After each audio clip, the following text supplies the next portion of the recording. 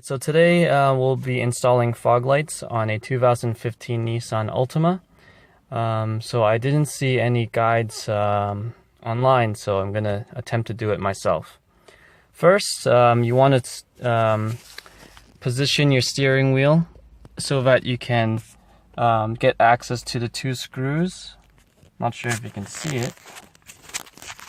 Here's one right here. And another one right here.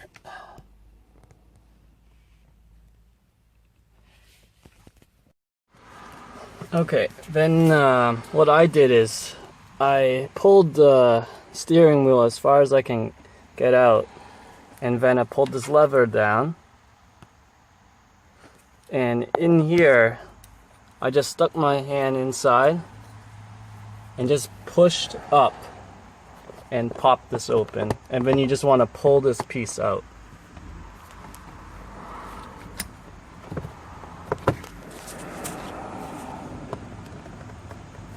Let's do it gently.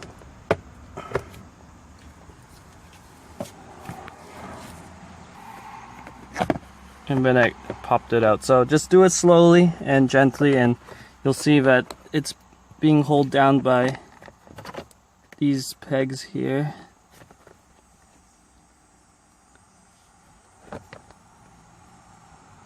This is where the screw was to hold it down further. So just pull that back a little bit, and all you have to do should be, I think you have to remove two more screws. See if they show up. Right here's one, and the second one right here. Right here. So just remove those two screws and we should be good. Alright, so after using a Phillips screwdriver, I removed the two screws and should be able to just pop it up like that. And then we have to disconnect this plug right here. Let's see if I can. Oops.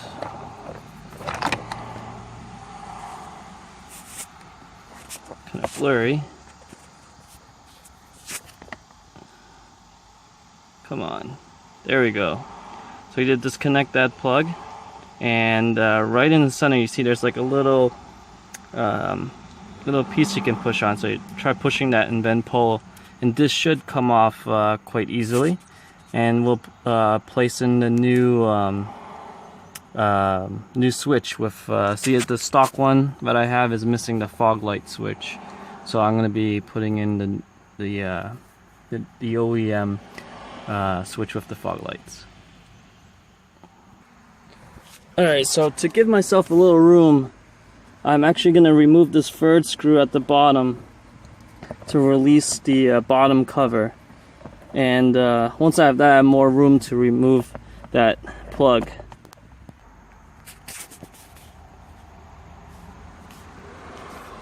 So as you see, one screw took it down this bottom cover quite easily, and all I have to do is take this connector off. Now I took out the stock switch, and let's see here. I just want to show you a little tip. Once you remove the bottom cover, it's a lot easier, and all you have to do is press on this and it just comes right off. I'm not sure if you can see. I'm gonna try to zoom in. See if I can get it to clear up a bit. Here we go. Press it right here and this comes off really easy. Alright, now I'm going to put this, the new OEM switch with the fog light. So hang on one second. Alright, so here's the new switch with the fog light assembly. As you see, the stock one is missing the fog light. So come on. Trying to zoom in here. So let's put in the new one, and hopefully everything is as easy as plug and play. Alright, doing this with one hand. Let me see if I can do this.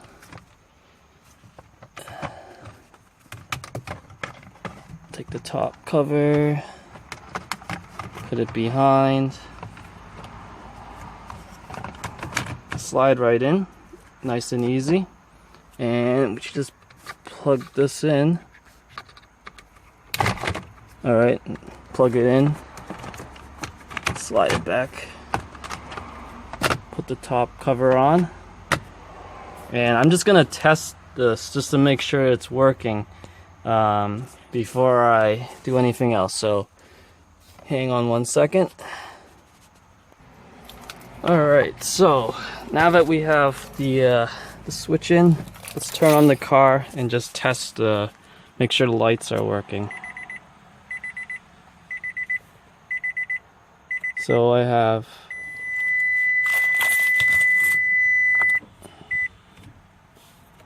headlights are working, turn signals are working, auto's working, and high beams.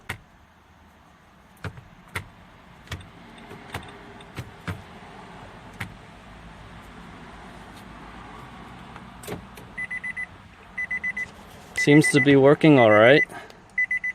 So now I'm going to install the actual fog lights and we can test out the fog light switch.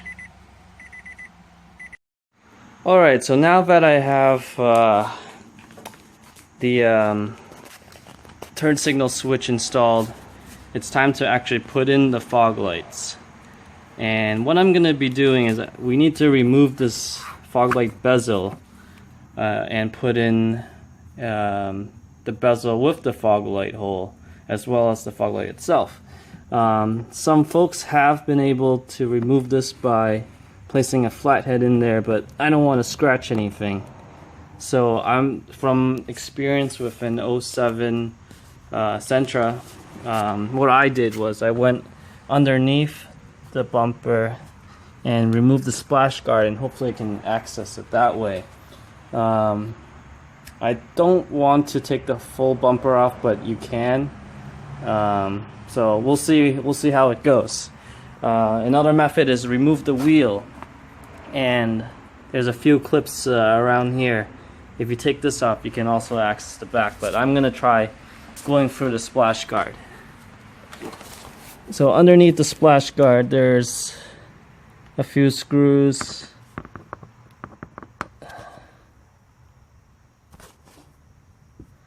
It's dark in this garage, so I'm not sure if you can see it, but hopefully it's just unscrewing it and then removing some of these with a flathead. Alright, so I removed 3 screws from under the bumper, and then one of these was under the bumper, these clip-on screws. So I've decided to, I was able to get some movement and my hand in there, but there's still a lot of restriction of fitting. So I'm gonna try to actually move the wheel back, and let's see, let me get a flashlight. So I removed one of these clips, and I believe there's one right there and one up here. So I'm gonna remove these 3, see if I can make more space to get in there. Remove those 3 clips, and now I'm going underneath, and I just pulled this down, and I'm just gonna put my hand and just kind of push this from the back, and hopefully I can get it out. Alright, I'm gonna use 2 hands, so I had to put this down. Alright, so I've been pushing it from the back, and you can see it's popping out. Here's my flashlight. So just push it from the back slowly, and you should get it to come out. Alright, I need 2 hands. Alright, so I found one thing. On the 2 edges, there's a metal clip on top of the two tabs. Oh, let me see if I can. See the metal clip? We need to remove those to pull out. Remove those two tabs on the outer edge. So, to get it out, I've been struggling with it. So the two metal clips, this is the new bezel, and it would be on this tab in the back of it, and also on this tab, the edge. So if we can pop, we're going to take those two metal clips off, and this should pop out quite easily. So let me try this one more time. Alright, so I finally got it out.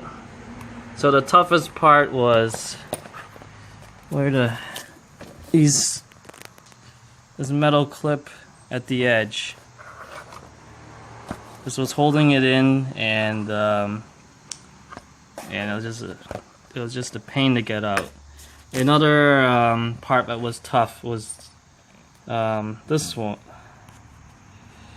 this peg. It was holding on real tight, and as I pulled and pulled, it kind of distorted its shape and got caught.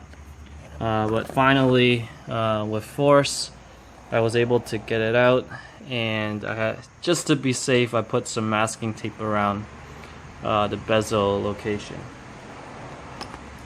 Alright, so time to try out the fog light,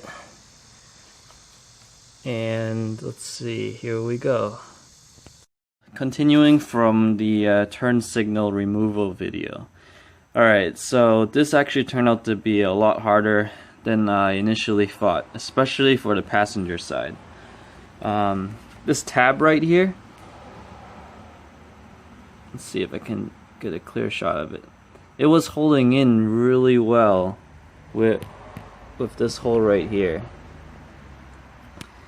and yeah, I don't know why it was held in really tight. The driver's side actually, as soon as I took the bolt out, pulled right under, it just came right out, nice and simple. And I just placed the fog light in, and then put the bezel on back. Turned out alright. Only thing that I'm not too thrilled about is there's can't really see here, maybe I'll bring the car out to the driveway in a second, but there's a minor gap around the fog light. So I think if you're looking from afar, or you won't see it, but if you're looking closely, you do see this gap, and so I'll see if there's something I can fill it up, but in the meantime, it looks alright. Alright, so back to the passenger side. For some reason, it was just held in really well. I suspect that probably this bumper had wasn't cut out perfectly for this hole, so maybe there's some extra. As you can see, there's some extra material, so possibly that was why. What I did was I went underneath the splash guard and went in from behind, and so what I did was I took a flathead and went behind the tab. Let me see if I can do this with went behind the tab, and I just kind of pried it open like this. Go, come on.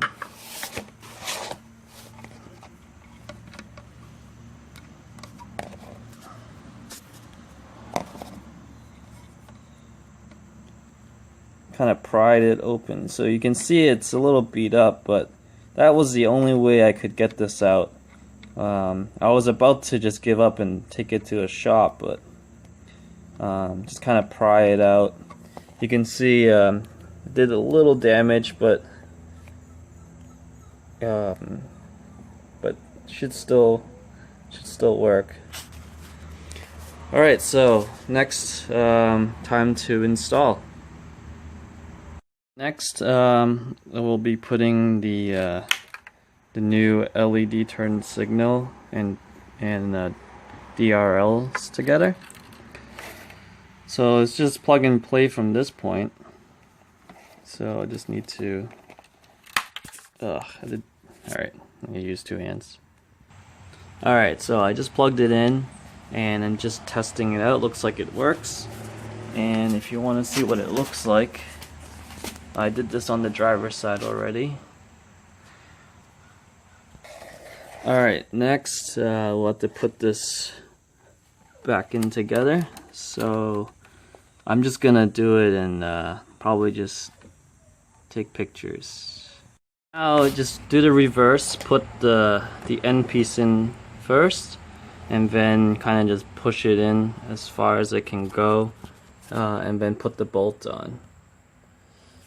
So this would keep the turn signal in place.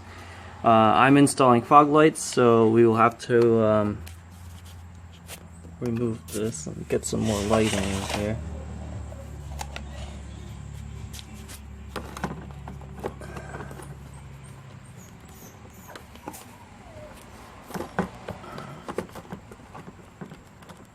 Come on.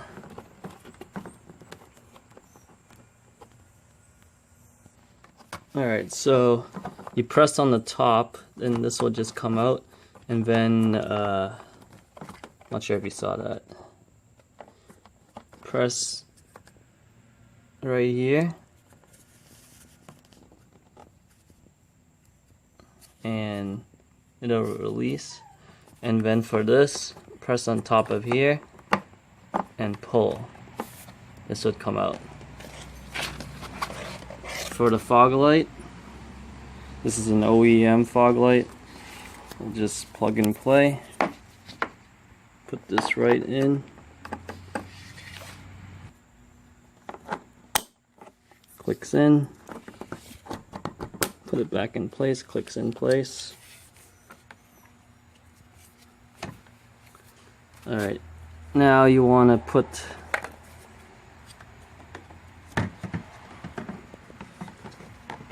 the fog light from behind, so these tabs can rest. Probably should have went under.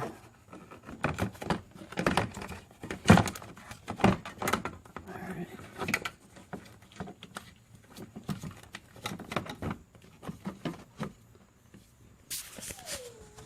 Going from the back. Okay, so now that it's rested, I just need to put in the screws from the inside and there as well. I got the fog light in. So what I did was I went under the splash guard, put my hand in, use a shorter Phillips screwdriver, put the 2 screws in, one back here and one over here. So now that it's secure, all that's left is put that bezel back on. So let me grab the new bezel. Alright, the new bezel that came with the kit is a glossy black. So it should be just pushing it back in the way it came out. I don't like that gap.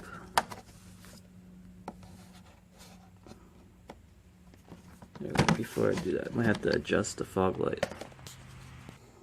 Alright, so what I did was I reversed the clips so they're facing outward and then re-screwed them in so the flat side is facing the back. So perhaps that gave it some extra room to pull out a little bit. So now I'm just going to put the bezel on.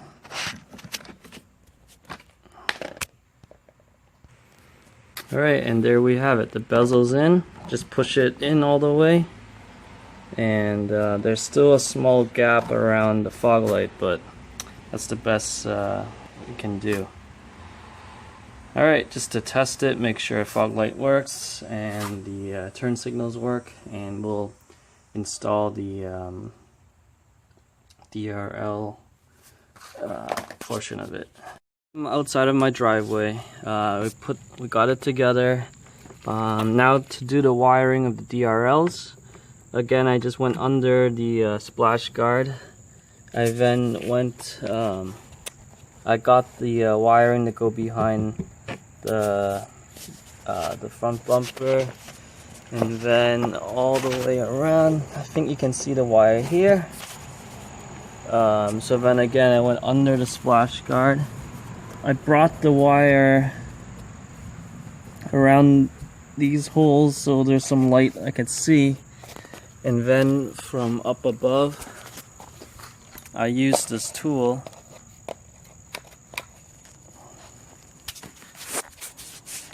to grab it. So I went for right on the right of the battery, stuck this down there, grabbed it, pulled it up, and to secure the wires in place temporarily I used the air box to hold them in.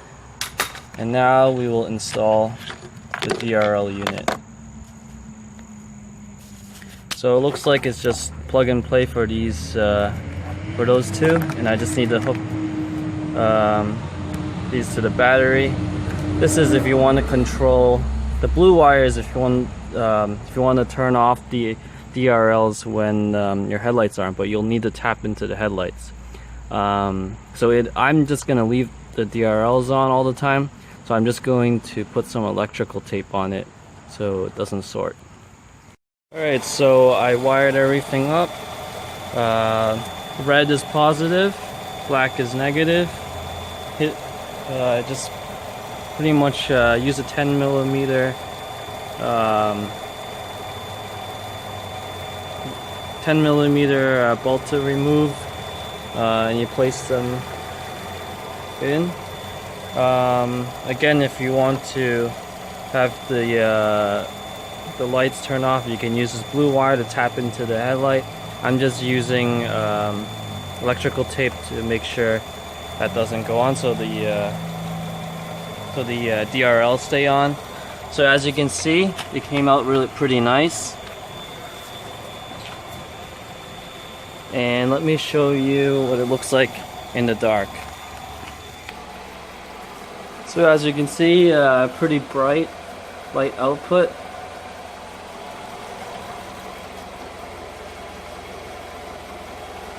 And let me just turn on my OP7 LED headlights, and you can see they match really well.